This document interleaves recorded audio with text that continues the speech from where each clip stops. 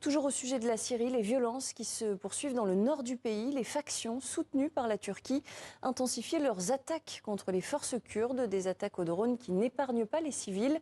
Nos envoyés spéciaux, Pascal Bourgault et Luc Hortel, ont assisté aux funérailles d'une des victimes, une femme tuée cette semaine alors qu'elle participait à une manifestation pacifique au barrage de Teshrin. Des centaines d'habitants de Raqqa assistent à la cérémonie en hommage à celle qui est désormais considérée comme une martyre. Ces obsèques sont aussi l'occasion d'une manifestation patriotique contre la Turquie.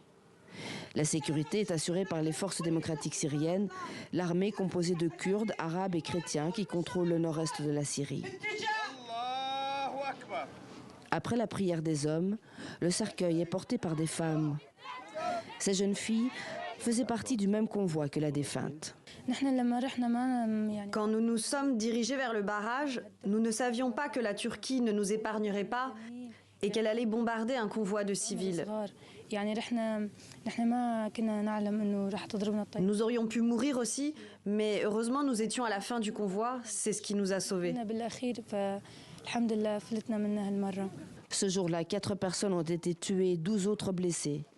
Dans le nord-est de la Syrie, le cessez-le-feu négocié par les États-Unis mi-décembre n'a jamais été vraiment appliqué par la Turquie et ses milices locales.